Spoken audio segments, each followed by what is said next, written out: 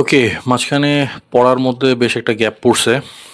এর মধ্যে তেমন আহামরি বইটই পড়া হয়নি, বাট তার মানে এই না যে একদম আউট অফ প্র্যাকটিস হয়ে যাব। টুকটাক তো কিছু তো পড়তেই হবে। তো ব্যাক ইন 2014, 2014 সালে থাকতে তখন অস্ট্রেলিয়াতে ছিলাম। তো ওই সময় একটা জিনিস কিনছিলাম, ওই জিনিসটা এখন কাজে দিতেছে। তো ওই সময় কিনছিলাম যেটা, সেটা হচ্ছে একটা কিন্ডল পেপার হোয়াইট। এই জিনিসটা খুবই ফাংশনাল এবং খুবই ইউজফুল। তো এইটা সেই 2014 পর থেকে এখনও পর্যন্ত আমার সঙ্গে আছে এবং ইটস স্টিল ফাংশনাল। এটা এখনও পর্যন্ত দারুণ কাজ করে। আর যে সময় আমি কিনছিলাম ওই সময় কিন্ডল বাংলাদেশে অতটা পপুলার ছিল না, তেমন কারো কাছে আমি বাংলাদেশে তখন দেখি নাই। এখন মোটামুটি অ্যাভেলেবল। আর এখন এটা ছাড়া নাকি আজকাল বুক রিভিউয়ার হওয়াও যায় না, বুক কন্টেন্ট ক্রিয়েটার হওয়া যায় না। এনিওয়েজ, তো I had to whip up this little device, কারণ হঠাৎ একটা বই পড়তে মন চাইলো। ওই দিন একটা লাইভে আর একটা ভিডিওতে হঠাৎ করে কথা বলতে বলতে সুপর্ণ সরকার দাদাকে নিয়ে কথা বলতেছিলাম। দাদা ওই পার বাংলার একজন লেখক এবং মিথোলজিক্যাল ফিকশন লিখতে বর্তমানে ওনার জুড়ি মেলা ভার। ওনার মতো ওনার ক্যালিবারের রাইটার খুব কম ইদানিং দেখতে পাচ্ছি। তো ওনারই একটা বই যেটা আগেও পড়ছি, দেন আবার এই যে ভিডিওটা বানানোর জন্য বইটা আবার রিড করছি আমি আমার ডিভাইসে, কারণ বইটা আমি দেশে রেখে আসছি। বইটা আমি এই জন্য হাতে করে দেখাইতে পারছি না, বাট এরকম সাইজের, এরকম ক্রাউন সাইজেরই বইটা, এরকম আপনি এক হাতে ধরতে পারবেন, এরকম সাইজের, ঠিক এই সাইজেরই বইটা। কিউট একটা উপন্যাসিকা বলতে পারেন এটাকে। তো এই বইটার নাম হচ্ছে রাক্ষসেরা আজও আছে। তো রামায়ণের কাহিনী যদি আমরা ধরি, রামায়ণের কাহিনী মোটামুটি কনক্লুসিভ এন্ড ধরা হয়েছিল যে রাবণ নিধন করা হয়, রাবণের নিধন হয় রামের হাতে।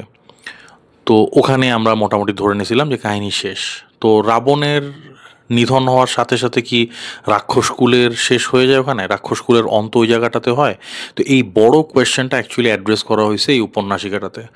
ভীমাসুর নামে একটা ক্যারেক্টারের সাথে আপনারা পরিচিত হবেন। আর অনেকে হয়তো টুকটাক এই ধরনের নভেল বা নভেলা পড়া থাকলে হয়তো বা ভীমাসুরের নামটা হয়তো শুনে থাকবেন, বা ইভেন পুরাণ রিলেটেড শাস্ত্র পড়লেও হয়তো বা ওখানে এই নামটা পেয়ে থাকবেন। তো এই নামটা এখানে খুব জোরে সোরে উচ্চারিত হবে। তো সুপর্ণ সরকার দাদার লেখার একটা পার্টিকুলার স্টাইল আছে। ওনার প্রায় যতগুলো লেখা আমি পড়ছি, প্রত্যেকটা জায়গায় একজন গল্পকথক অবশ্যই থাকবে। একজন গল্পকথক থাকেন এবং তার ন্যারেশনের থ্রু বিভিন্ন ফ্যাক্টয়েডস এবং শাস্ত্র সম্পর্কিত যে গবেষণা, সেই তথ্যগুলা, মানে যে ইনফোডাম্প যেটাকে বলে, সেইগুলা ডেলিভার করা হয়। এক্সপোজিশনও বলতে পারেন সেটাকে। তো এটা বেশ উপাদেয় লাগে আমার, যেটা একজনের কাছে একরকম লাগতে পারে, বাট আমার কাছে যে এই অ্যানালিসিসটা খুব ভালো লাগে, এই বিশ্লেষণটা আমার কাছে খুব ভালো লাগে। এবং দেন ফাইনালি একটা বিগ রিভিল থাকে। তো এখানেও এরকমই একটা বিগ রিভিল আছে, একটা বড় টুইস্টও আছে। এবং এখানে এই যে হিমালয়ের যে তুষার মানব ইয়েতি, এই রহস্যময় প্রাণী, এর সাথে এই হিন্দু পুরাণ বা হিন্দু মিথোলজির বা রামায়ণের কি যোগ সাজস আছে, এটা এই উপন্যাসে এটা পড়লে জানতে পারবেন। তো এখানে দেখা যায় এটা যে মানে কাহিনীটা এরকম যে 5-6 জন বিদেশি তারা হিমালয়ে একটা এক্সপেডিশনে যায়। ওখানে লোকাল একজন গাইড, লোকাল বলতে সে ওখানের লোকাল হইলেও সে অ্যাকচুয়ালি ইন্ডিয়ান।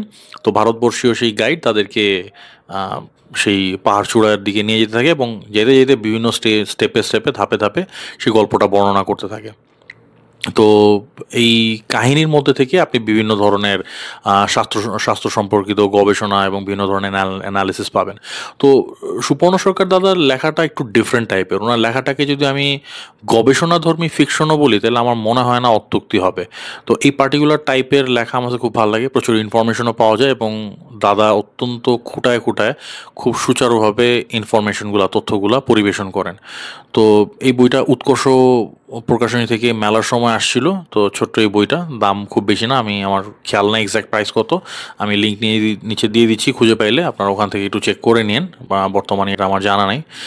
বুক হারবারে নক দিলেও পেয়ে যাবেন। তো আপনারা চাইলে বইটা ট্রাই করে দেখতে পারেন। আর সুপর্ণ সরকার দাদা এরপর থেকে যাই লিখবেন এটা আমার পড়তে হবে, এটা একদম কনফার্মড। দাদার আরও একটা বই আছে অজিত কুসুম, ওটা আসছিল হচ্ছে নটিলাস থেকে, ওটা আমি পড়ছিলাম। ফ্যান্টাসি একটা বই, ওটা একটা পুরোদস্তুর একটা নভেল সেটা। আর এই রাক্ষসেরা আজও আছে, এটা হচ্ছে নভেলা। তো বইটা পড়ার জন্য রেকমেন্ডেশন রইল। যারা এই ধরনের মিথোলজিক্যাল ইনফো ফিকশন যারা পড়তে পছন্দ করেন, তাদের কাছে অবশ্যই বইটা খুব উপাদেয় লাগার কথা। তো আজকে এই পর্যন্তই। Thank you very much.